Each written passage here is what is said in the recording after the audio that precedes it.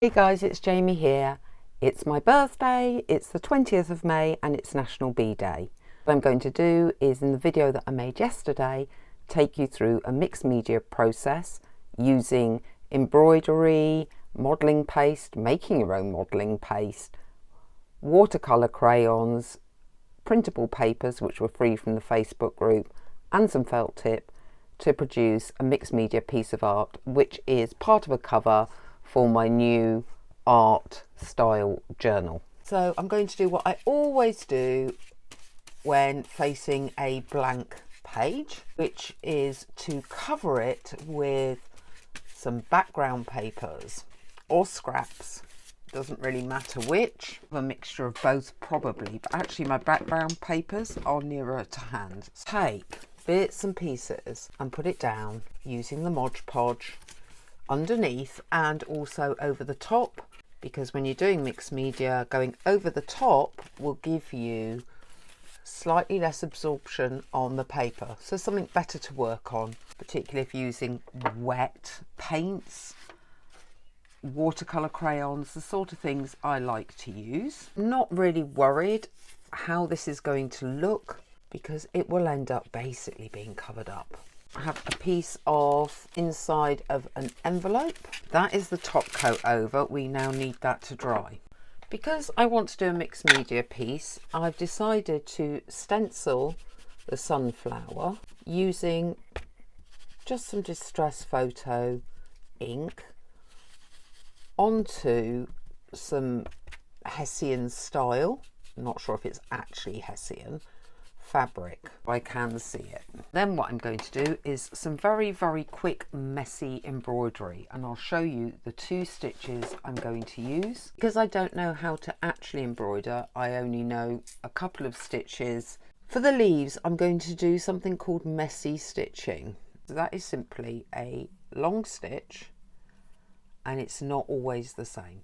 It can be different lengths. Do you see how that's two different lengths? Then I might go from that one up again, and I'm not going to fill in the whole petal. I'm going to do a little bit of this colour on all of the petals and then do some other colours. I'm trying to get that sunflower vibe. At that time I've used the full length. With the next one I might do a smaller one. I will keep working around this in different length stitches. The next colour, another shade of yellow, less mustard, more gold, and similar thing. We'll come back when basically the petals are done. We're going to do the middle.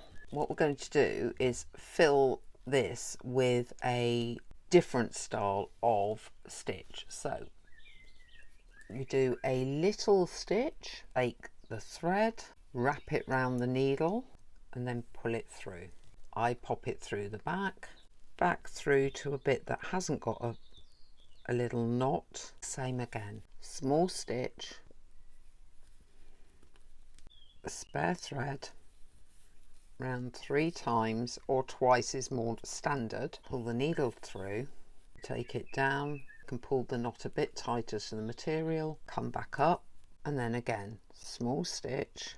I may have to work on these petals. I'm not very happy with them at the moment, but I'm not sure what I'm going to do to make those work better. I may end up doing this kind of stitch at some point as well. It's just so I've got a bit more petal-like. Some of them have a petal-like shape and the others are a bit too straight, so I think that might have been the stamp slightly, because I was following the stamp outline. I think you get the general idea of what's happening here. We're creating the center of the sunflower. I will keep going and come back when a bit more has been done. The sunflower's done, but we have a bit of a problem.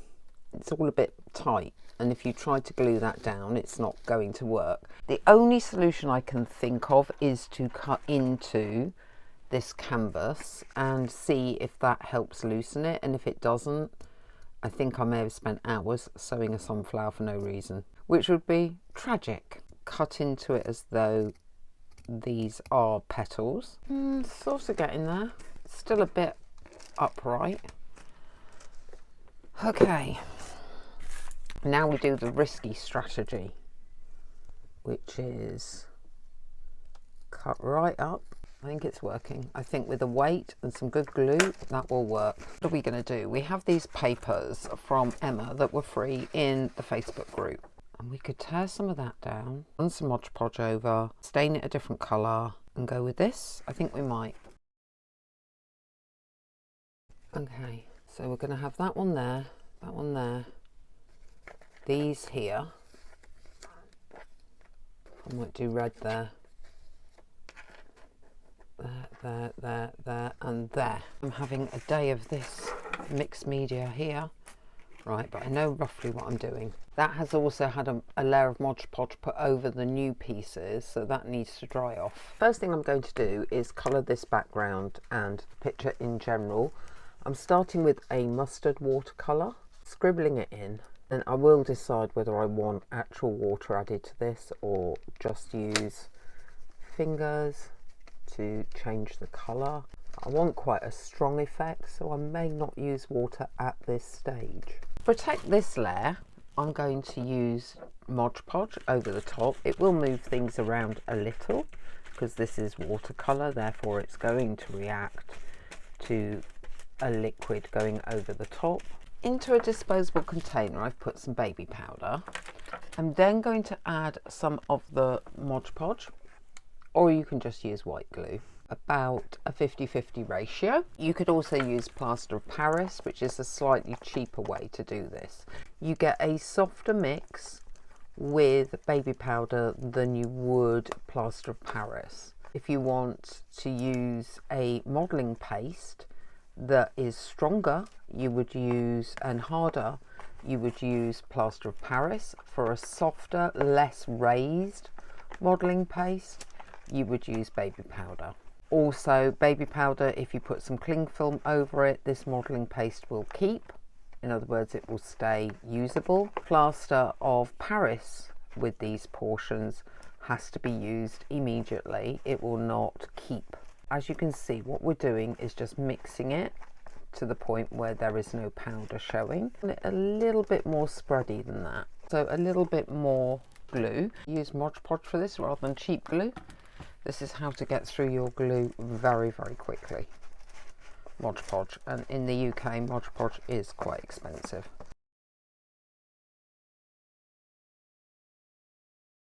I have a hexagonal honeycomb looking stencil, and I just want a bit of plastic.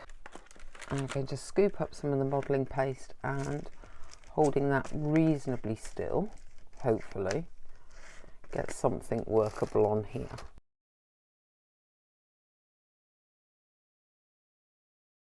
To lift that very carefully, and I want to bring a little bit down so that it goes over the base. Everything's dry and protected, so we have 3 more watercolours, and we're going to see what's going to happen when we put these over and spray. We'll start with the dark one, work to the light one. I'm not sure if that's the right way round with watercolour, but I just want to see what happens. So I'm going to spray it down, and the main thing is to catch the honeycomb. So I'm going to bring most of that over here. Not overly keen on how much of the background is showing through, so I'm going to go back a step and get some white gesso, try to get rid of some of this background, which just kind of proves I'm struggling with this one, but we're going to keep going. Happier with that as a background. I feel a lot happier now. I feel I'm getting somewhere. I'm not sure where, but I'm getting somewhere. I'm going to get some dark brown and maybe some reddy brown into these gaps because I want to highlight this texture and honeycomb over here, and I want to run it a little bit. That's what I love, the lacquer control. I'll bring a hot air gun onto that, I think.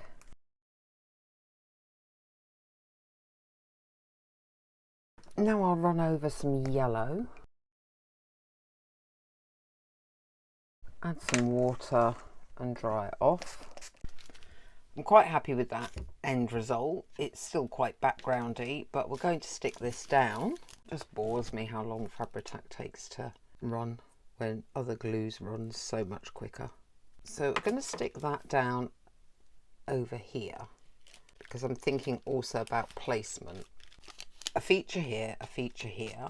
Thinking in terms of triangles or threes or filling negative space, depending on how you want to look at this.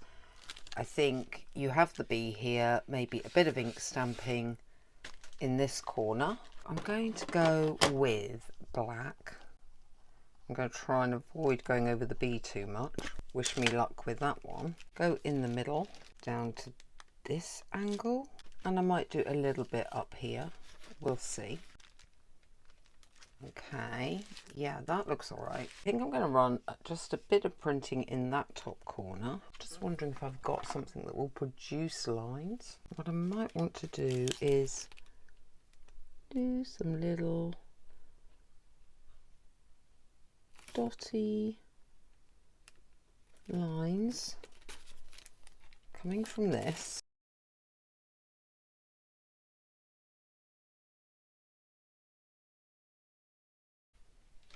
And the only thing I might like to do is add a bit of depth. I'm just going to test it at the bottom to this. Just spray that. Don't know if that'll run or not. Yes. Just tip it that way. Bit here. If you have enjoyed this video, please do all the YouTubey things, which is like, comment, share, subscribe. And I will see you next time.